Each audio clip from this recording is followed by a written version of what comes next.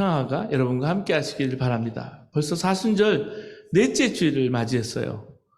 우리가요, 오늘 이렇게 이스라엘 가서 비아 돌로로사, 예수님 걸으셨던 그 길을 함께 걷는 걸 소개해 줬는데 너무나 인상 깊었어요. 우리가 그 순례길을 함께 걷고 있다는 사실을 잊지 마시기를 바랍니다. 기도와 절제, 나눔을 실천하고 익히는 절기예요. 우리가 특별히 이 기간과 절기를 통해서 그리스도의 고난을, 십자가의 고난을 우리가 함께 체험하는 것이 너무나 중요하다는 그런 말씀이에요. 최근에 챗 GPT를 보고 정말 깜짝 놀랐어요. 여러분들은 미리 아셨겠지만 저는 챗 GPT가 나오는 걸 보고 이렇게 빨리 그런 생각을 했어요. 혁신이나 이 변화가 우리가 체감하는 것보다 더 빠르게 다가오고 있다는 사실을 알게 됐습니다. 이런 실리콘밸리에서 시작된 전기자동차, 수소 자동차도 마찬가지입니다. 환경 보존과 보호를 위해서 개발을 했는데 빠르게 변화하고 발전하는 것을 우리는 봐요. 특별히 베이 지역에 살면서 후리에를 보면 다 그런 차들이 가고 있는데 그 속도를 느껴요. 근데 이번에 겨울 폭풍이 왔는데 이번에 겨울 폭풍이 11번째 온 거예요. 11번째. 이 폭풍이 대계강인가요? 그렇게 쏟아붓는데 그것 때문에 나무가 쓰러지고 전기가 나가고 거의 집안이 촛불 예배 드리는 수준이었습니다. 춥지요? 배고프지요? 인터넷도 안 되지요?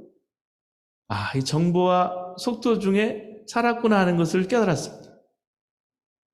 아다지오를 이렇게 아날로그로 돌아가 보니까 체감이 되는 거예요. 여러분, 사람은 어떨까요? 변하는 속도가 그보다 더 빠른 것을 느낍니다. 사람은 좋든 싫든 원하든 원하지 않든 변하기 마련입니다. 근데 어제나 오늘이나 그리고 영원히 변치 않는 분이 계십니다. 그분이 예수 그리스도세요. 본문 8절 말씀 보실까요? 예수 그리스도는 어제나 오늘이나 영원토록 동일하시니라고 했습니다. 동일하다는 것은 변하지 않는다는 말이죠. 그래서 진리도 변하지 않는 거예요. 오늘 히브리서의 마지막까지 왔습니다. 히브리서의 마지막 주제, 어제나 오늘이나 영원히 한결같으신 예수님이에요. 히브리서 11장 우리 8절 말씀 여러분과 함께 좀 읽기를 원합니다. 시작. 예수 그리스도는 어제나 오늘이나 영원토록 동일하시니라. 그러나 예수 그리스도는 어제나 오늘이나 영원히 한결같으신 분입니다. 이걸 말씀을 머리로만 이해해서는 안 되는 거예요. 당연히 그러시겠지. 아무렇게나 생각 없이 반응하면 그럴 수 있어요. 어쩌면 정말 이해가 안 되는 말이에요. 여러분, 예수님께서 어찌 한결같다고 말할 수 있을까요? 동일하다고 할까요? 하나님과 함께 하늘 보좌에 계실 때나 사람으로 이 땅에 계실 때가 다르고요. 갈릴리 호숫가에서 병든 자를 고치고 천국 복음을 우리들에게 선포하실 때나 십자가에 달리실 때가 또 다르고요. 지금 부활하 승천하셔서 하나님 나라에 계시지 않는가 하는 말입니다. 어떻게 동일해요?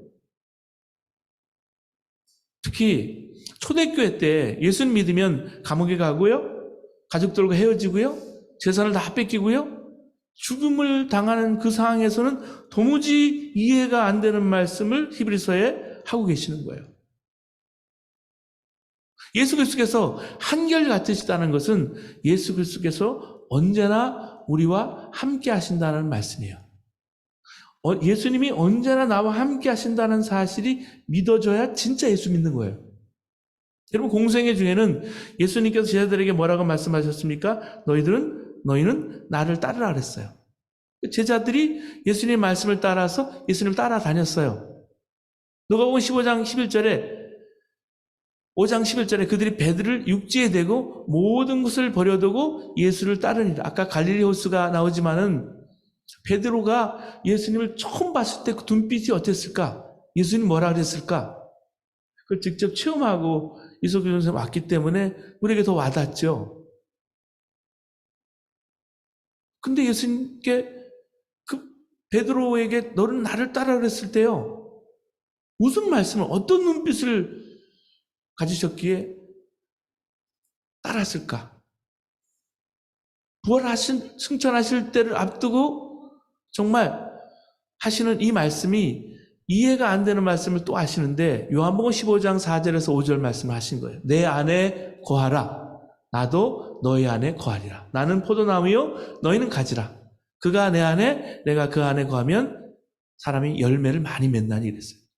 여러분 제자들로서는 나를 따라 하신 말씀을 결단만 하면 순종할 수 있습니다. 그러나 내 안에 거하라. 나는 포도나무요 너희는 가지라. 내 안에 거하라는 말은요. 순종하려고 해도 이거 어떻게 해야 되는지 혼란스러웠을 거예요. 여러분 안 그랬을까요? 예수님께서 이 말씀을 하신 뜻은 주 예수님이 부활 승천하신 후에 이제 예수님과 제자들 사이의 관계에 대해서 말씀하시는 거예요.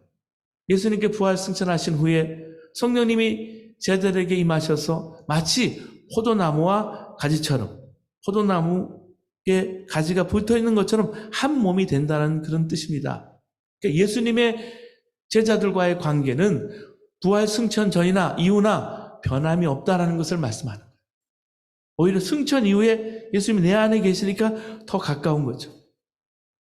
그러므로 예수님께서 승천하신 후에 눈에 보이지 않더라도 제자들이 예수님의 명령을 자신들의 힘으로 실천하려고 자신의 노력으로 하려고 애쓰지 말라는 거예요.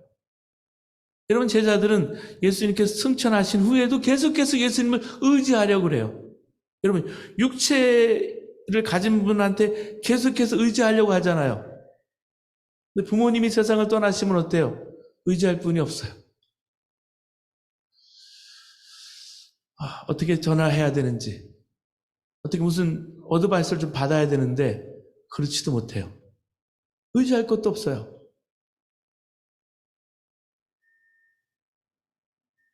그러므로 예수님께 승천하신 후에 눈에 보이지 않더라도 제자들이 예수님의 명령을 자신들의 힘으로 실천할 수 없기 때문에 계속해서 예수님을 의지하기 위해서는 내 안에 계신 예수님과 동행하고 함께하는 것밖에 없어요. 그래서 5절 말씀 보면 나를 떠나서 너희가 아무것도 할 수 없느니라는 말씀하십니다. 많은 그리스도인들이 예수님을 믿고도 자기 노력으로 자기 열심으로 신앙생활을 한다고 생각해요. 예수 그리스도는 성경 속에서만 읽고 봐요. 현실 생활은 자신의 능력과 자신의 노력으로 열심히 살면 되는 줄 알아요. 신앙생활도 그렇게 하려고 그래요. 그래서 예수 믿고도 실패하는 삶을 살게 되는 것입니다.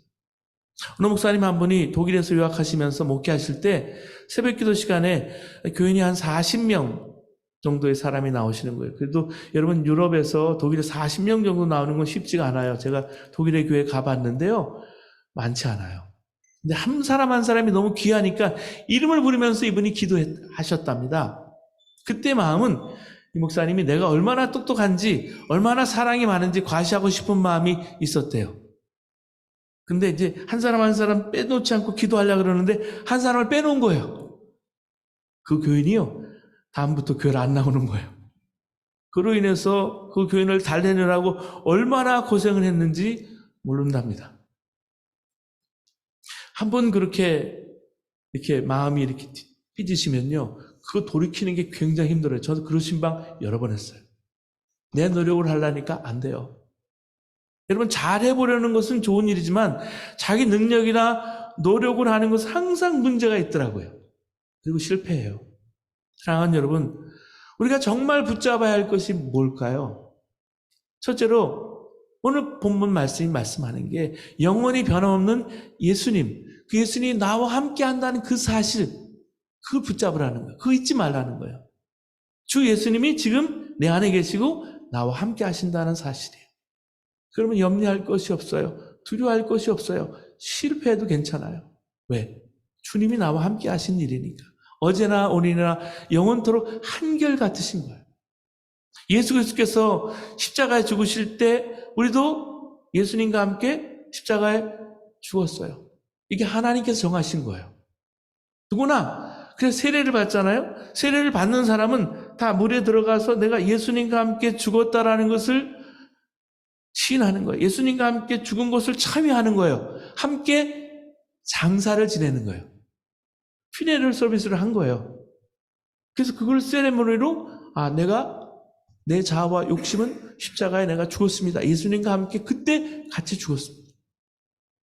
무릇 그리스도 예수 합하여 세례를 받은 우리는 그의 죽으심과 합하여 세례를 받은 줄을 알지 못하느냐. 로마서 6장 3절의 말씀입니다. 여러분, 예수님의 십자가의 죽음은 과거 2000여 년 전에 이루어진 일이에요. 그러나 세례는요, 세례를 통해서 지금 나와 함께 하고 있다는 사실이 이루어지고 있는 거예요. 이걸 믿고 고백하고 사는 거예요. 이것이 세례받은 저와 여러분 교인이에요. 저도 교인이고요.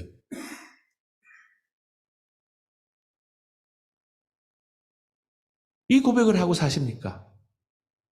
로마서에는 사도 바울은 우리에게 이렇게 권면해요. 이와 같이 너희도 너희 자신을 죄에 대해서는 죽은 자요. 그래서 예수 안에서 하나님께 대하여는 산 자로 여길지어라. 사도 바울은 갈라디아서 2장 20절에 이렇게 고백합니다. 내가 그리스도와 함께 십자가에 못 박혔나니 그런즉 이제는 내가 사는 것이 아니요 오직 내 안에 그리스도께서 사신 것이라.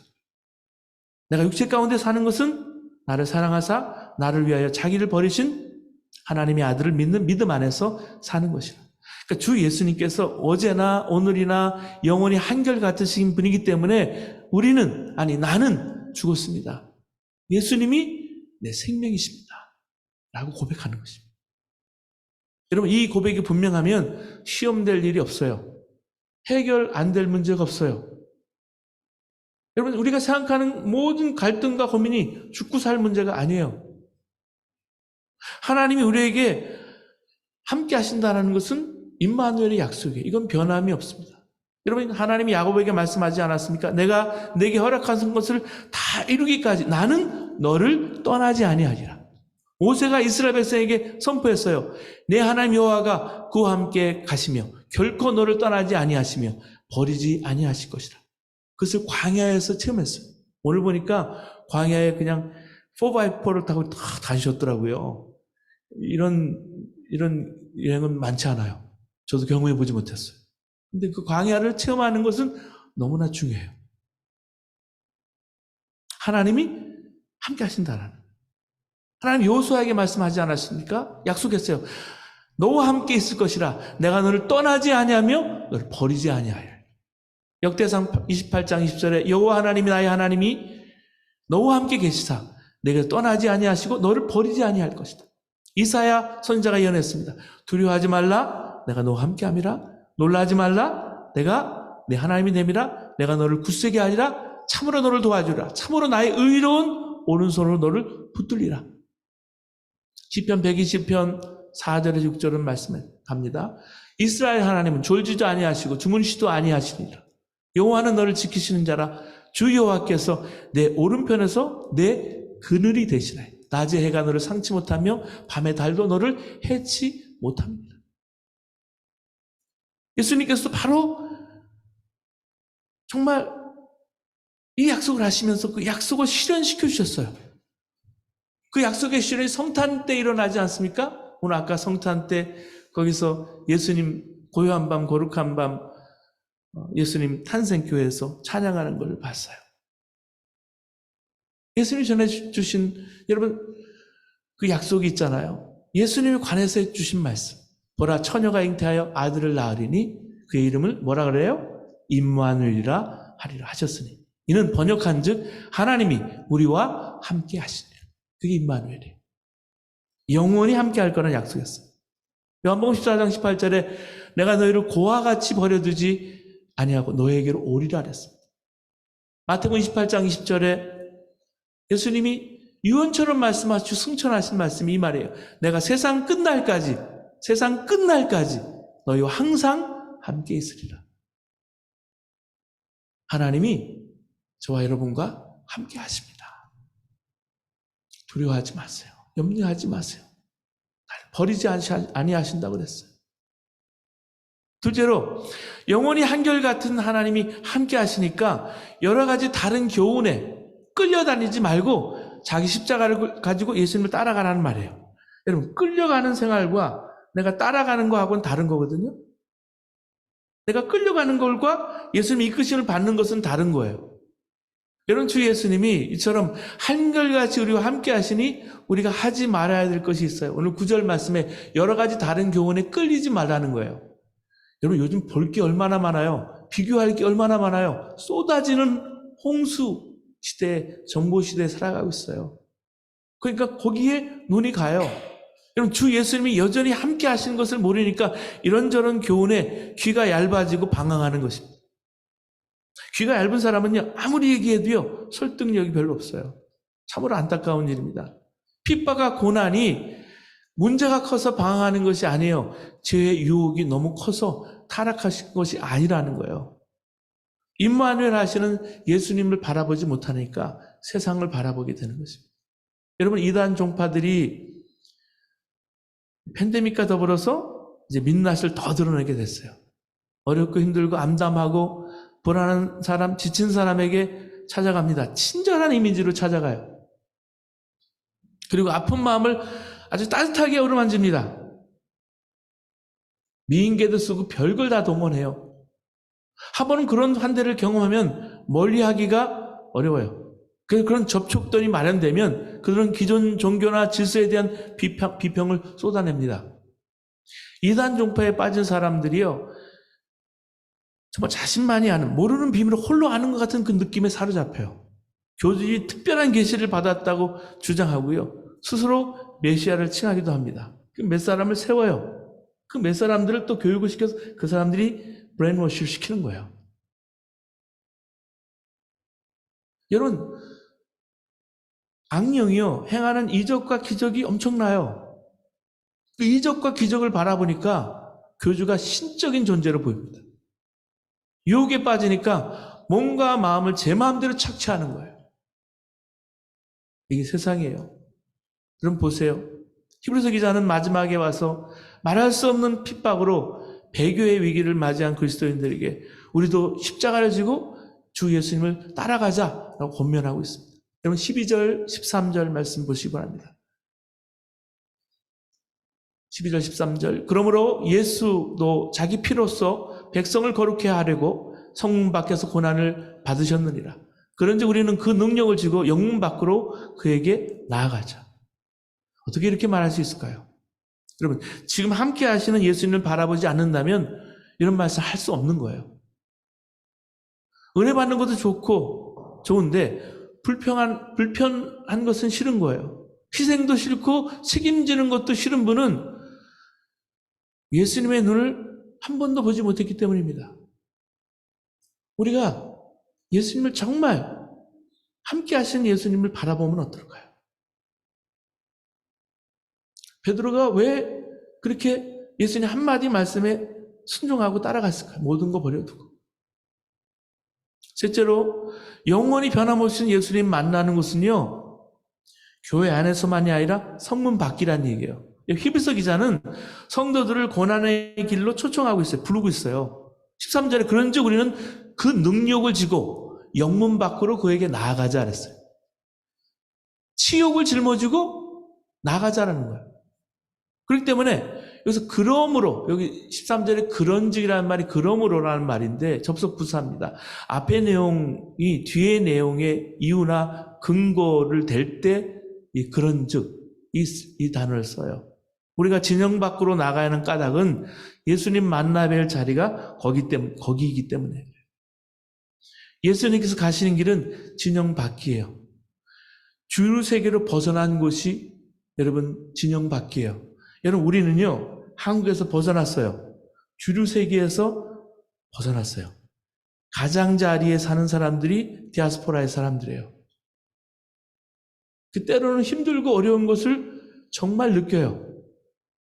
그렇기 때문에 우리가 디아스포라에 서봤기 때문에 주류에 있는 사람들이 아니라 여러분, 그 성문 밖에 있는 사람들을 이렇게 찾아가서 예수님 마음을 찾아가는 게 우리의 사명이에요. 주님이 주신 사명이에요. 이 길은 인기가 없는 길이고요, 평안을 보장해 주지 않는 길이에요. 편안하지 않아요, 여러분. 여러분, 경상도에 가면 거창고등학교라고 있어요. 강당 뒤편에 직업 선택의 10개라고 적힌 현판이 걸려 있습니다. 그 중에 8번과 10번이 이렇습니다. 나머지는 나중에 소개해 드릴게요. 8번과 10번은 8번이 이래요. 한가운데가 아니라 가장자리로 가라. 한가운데를 가려고 그러잖아요. 가장자리로 가라. 또 10번째가 왕관이 아니라 단두대가 기다리는 곳으로 가라는 거예요. 목이 잘리는 바울처럼 목이 잘려서 바울 참숙교회도 로마에 가면 있는데 거길 가라는 거예요. 기독교 신앙의 바탕을 둔 건학 이념에 따라 거창고등학교는 학생들을 고난의 자리로 부르고 있습니다. 오늘 우리를 고난의 자리로 부르신다면 여러분 어떡하실래요? 성도들을 고난의 자리로 부르는 것이 히브리서 오늘 마지막 장이에요. 마지막은 이러지 말아야 되는데 마지막이 커튼을 이제 닫으면서 고난의 자리를 부르는 한술 더 떠서 그가 겪으신 치욕을 짊어지자. 여러분 작은 상처에도 비난에도 참지 못하는 우리 아닙니까? 누군가 별뜻 없이 내뱉은 그 한마디 말 때문에 모욕감을 느끼고 숨을 쉬지 못하고 잠을 설치는 게 나예요. 불의에 대해서 침묵하고 약자들 편에 서지 못합니다. 근데 성경은 어쩌려고 우리에게 수치와 모욕을 자발적으로 짊어지고 받아들이라고 하는 걸까요? 그는 한비아씨라고 있죠. 오지 탐험가이기도 하지만 이 지진과 재난이 있는 곳이 찾아다녔던 재난 긴급 구호 팀장이기도 했던 분입니다. 이분은 여행과 사역을 할 때는 지도를 들고 지도에 있는 마을을 향해 갔지만 지도에도 표시되어 있지 않은 가치 없는 곳이라고 여겨지는 곳까지 간다고 했어요. 마치 예수님께서 사마리아로 가는 길을 스스로 가셨듯이. 그 책을 썼는데 지도 밖으로 행군하라 했습니다. 그러면 오후에 오실 손봉호 장로님은 서울대 명예교수이고 고신대 석자 교수로 계세요. 존경을 한 몸에 맞는 분이라 사실 피곤한 몸을 입고 여기까지 오실 이유가 없어요. 평생 교육자의 길을 걸으면서 기독교 윤리운동, 나눔 문화 확산에 몸으로 힘써온 분이에요. 이분이 미랄복지재단을 통해서 장애인 복지에 오랫동안 힘을 기울여온 것을 누구나 아는 사실입니다. 환경 문제도 관심이 많을 뿐만 아니라 지금도 집에 우물을 파서 또 작은 차를 몰다가 전기 자동차로 바꾸셨더라고요. 불편한 전환 생활을 하는 것을 몸으로 실천하는 것을 봤어요. 그분은 가진 자가 줄 때 복이 되고요. 가지지 못한 자가 흘려보내는 그 기부로 복이 된다는 것을 말씀하는 것을 제가 봤습니다. 이분이 만 85세예요. 그 연세에 진영 밖으로 나와서 그늘진 곳에 있는 사람들 함께 돕자고 오는 거예요. 그렇게 말씀과 간증을 하는 것은 남은 삶을 영혼의 마지막으로 끌어들이는 귀한 여러분 진영 밖으로 나가는 헌신입니다. 여기 히브리서 기자가 진영 밖으로 나가서 그가 겪으신 치욕을 짊어지라고 말하는 것은 더 깊은 뜻이 있어요. 여러분 성도는 장차 올 도시를 찾는 사람이에요. 우리가 실리콘밸리라는 이 도시가 다 만족할 도시가 아니에요. 우리 삶은요 종말론적인 삶을 사는 것입니다. 이 말은 될 대로 되라 하는 심정으로 사는 게 아니라 최종적으로 이루어질 하나님 나라를 여기서도 살지만 하나님 나라를 바라보고 산다는 말이에요. 세상의 인정과 박수갈채 성공보다는 하나님의 칭찬을 구하는 거예요. 하나님 앞에 섰을 때 착하고 충성된 종아 잘했다 고생했다 그 한마디 듣는 거예요. 그래서 자기에게 주어진 유한한 시간 속에서 영혼을 끌어들여서 사는 거예요. 여러분 자신을 돌아보세요. 우리는 진영 밖으로 나가려 하지 않습니다. 교회 안에서 모여서 예배를 드리고 마음 맞는 사람끼리 어울려 이야기 나누는 것을 신앙생활 잘한다고 생각해요. 그래서 그런 교회들이 뭐예요? 예배당이 크고 화려하고요. 편한 것을 추구해요. 예배당 바깥에 있는 그늘진 땅을 잊어버리기 쉽습니다. 아 행복해. 아 만족해. 아이 우리끼리 좋아. 그러면 이 가정의 한계, 교회 바깥으로 한 걸음도 못 나가요. 그렇게 살다가 그렇게 하나님 나라 가겠죠. 지금도 성문 밖으로 내몰린 사람들이 참 많잖아요. 안에 있는 사람들의 눈에는 그들은 불편하고 불온하고 위험한 사람들로 보일 수밖에 없어요. 하지만 눈은 주님이 그 사람들을 향하고 있다는 사실이에요. 그럼 마지막으로 예수님이 한결 같으시니까 우리가 할 일이 있어요. 찬양과 기도의 삶을 사는 거예요. 오늘 15절 말씀 보시기 바랍니다. 오늘 15절 말씀 여러분과 함께 하겠습니다. 한 목소리로 시작. 그러므로 우리는 예수로 말미암아 항상 찬송의 제사를 하나님께 드리자. 이는 그 이름을 증언하는 입술의 열매니라. 오늘 오후에 트리키아 시리아 난민 돕기 콘서트를 하러 오는 홍혜진 자매님을 좀 소개합니다. 움직이는 홍인애라는 블로그를 운영하고 있더라고요. 관심이 있어서 봤어요. 진아라는 딸 한이와 지난해 출산한 그 6개월 된 로이, 그리고 촬영을 도와주는 남편과 함께 일상에 찬양한 그 모습을 담아 올린 채널이 유튜브 진아라는 채널인데 유튜버예요, 이 자매는. 근데 아이가 한 3살 정도 되는 이쁜 아이가 엄마와 함께 찬양을 부르는데 방해를 아이가 하지 않고 어떻게 이렇게 얌전하게 평화스럽게 찬양을 할까? 노는 게 너무 신기해 보이는 거예요. 제가 처음 봤을 때. 이 팬데믹 때 봤어요.